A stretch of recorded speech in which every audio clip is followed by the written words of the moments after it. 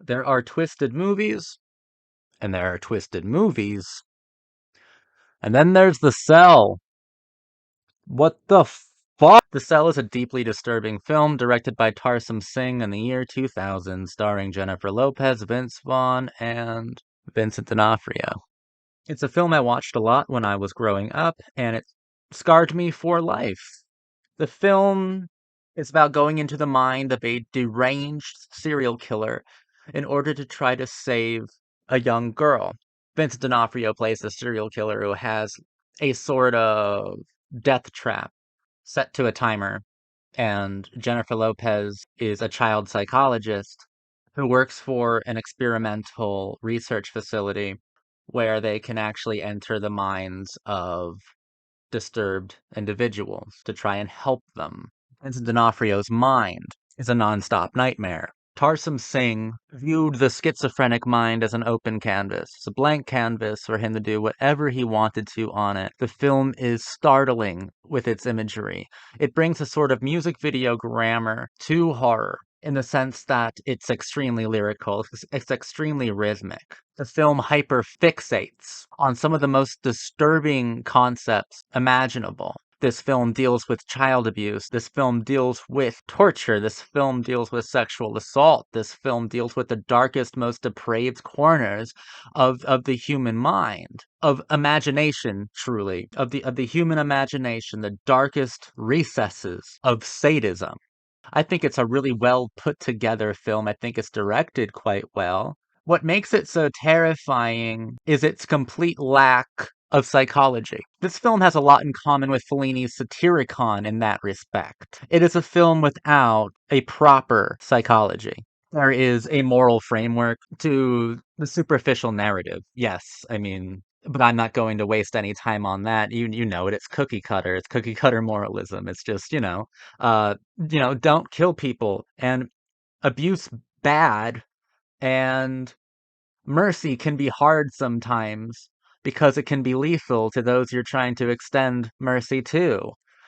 That's really easy and that's uninteresting. What interests me is its visual dichotomy, its visual vocabulary, which, yes, is very music video-esque, characterized by jump cuts, strobe lighting, strange tints, kinks, and fetishes, all to some sort of melodic and sadistic design. When we are inside the mind of Vincent D'Onofrio, there is no psychology within it. It is a grab bag of ancient mythology and New Age mysticism. It's a collection of images, a series of items that bear the impression of a great meaning, but there's no true meaning there. But that's what makes it so terrifying, right? Because in a sort of Jungian kind of mishmash way, certain elements and concepts have built-in personas. It's a knee-jerk, terrifying reaction to seeing these ancient elements juxtaposed with contemporary ethical nightmares, blending together in a way that implies a connection, but there isn't an actual connection, right? There's no true thread to these elements, to these archetypes, to these moments or experiences. It is just there, and our mind needs it to be connected because both of these images and concepts are oftentimes in the cell. There are dozens of extremely powerful symbols interacting with each other at once, but there's no true psychology or philosophical framework to these different images. It's simply what has the most power. And what has the most power is a lack of psychology. That's what makes anything horrific. When you can't truly understand something, it is actually terrifying. But it's even more terrifying that the terror is complicated by the fact that you know each individual symbol, but you don't know what they mean when they interact with each other all at once within these sadistic trappings of music video visual articulation. When you hyperfixate on something like child abuse, and you do it with a music video sort of technique, you do something truly morbid and mortifying. You give child abuse rhythm and lyricism, and you supply trauma with a melody. You make it melodic, and then you can't get that melody out of your head if you have suffered from the same sort of trauma. That's why I feel like some of the movies from The Return are, if not tone deaf, then deliberately irresponsible. It succeeds in its job. It scares you. But to what end? Give me integrity. Give me the 90s again. The Cell is very good, though, because it is just psychotic. Jennifer Lopez is excellent in this film. I love her performance. She's a very heroic sort of character. There's a lot of empathy flowing from her. And I just really loved watching her in this film. She's also, what the fuck? What's that fucking word? Oh, she's hot as fuck, dude. Vince Vaughn had the best character in this film. There's a decent proportion of characterization that he's able to express. When J-Lo's character and Vince Vaughn are having a conversation about child abuse, since this film is so hyper fixated on it that it starts to fetishize it eventually.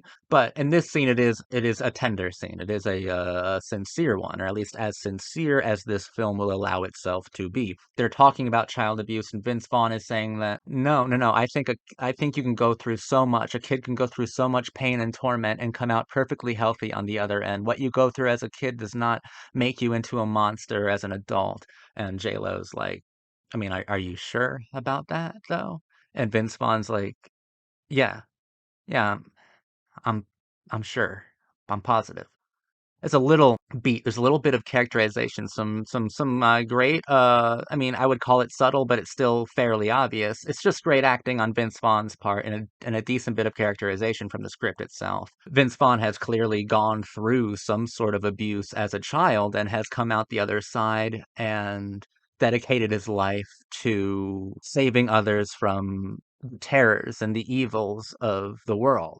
And it speaks to Vince Vaughn's character in the sense that when we see Vince Vaughn, he is going through it. He does seem in the beginning or up until the end, actually maybe through the whole entire fucking movie, like to be perpetually just going through something, processing something. And I think he's still processing some sort of abuse he faced from his childhood, some sort of terrifying and super intense kind of abuse that his character had to experience as a kid, which makes the scene where he goes into Vincent D'onofrio's mind to try to save Jennifer Lopez. It makes that scene so much more intense and gives it a great amount of emotional power, because when he's being tortured by Vincent D'Onofrio in the scene, and he's trying to wake Jennifer Lopez up, get her out of this trance that she's fallen into and this nightmarish existence. What I honestly think is happening is Vince Vaughn is facing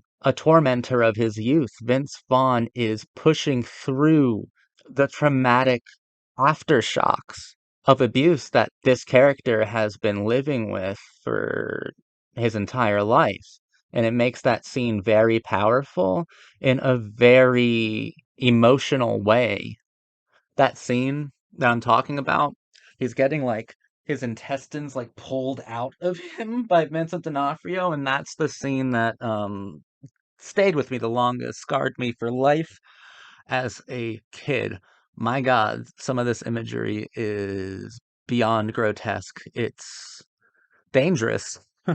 Vincent D'Onofrio is very good here. Very, very good here. Fearless portrayal. His performance is kind of stunning in how it didn't seem like there was any sort of limitation placed on him, and he really did seem to go to some extremely dark places I don't think any actor should be compelled to investigate. I think The Cell is a very good movie. I think it's very, very interesting to see a film with no psychology, and what happens when you don't have an actual psychology and you're trying to investigate certain themes, and you end up hyperfixating on some truly sadistic materials, and you end up giving those sadistic materials a melody, and you get the sadistic past, the sadistic symbolism of the film's images stuck in the viewer's head, and that like a melody, like a music video, like a pop song gets stuck in your head for days and days, maybe the rest of your life. And if you ever did deal with trauma, then you'll be reliving that with a new sort of a melody to it, with a new lyricism. And that's what makes this film so dangerous, but also what makes it such a great and impactful horror film. Came out in the year 2000. I think Tarsum Singh did a wonderful job directing it.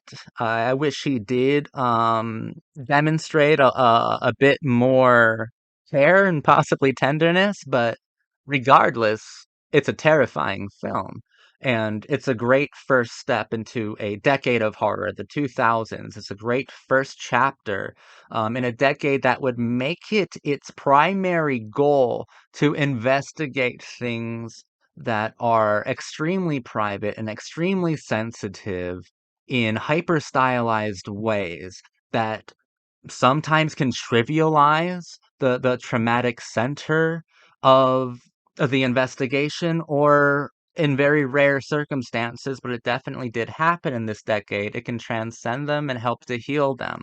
But the line between healing and antagonizing when it comes to trauma through horror is so thin that it's impossible to determine where exactly it's drawn. But The Cell is extremely good. I think that the film should be rediscovered because it's a film that compels discourse. I think that there's a lot to talk about when it comes to The Cell.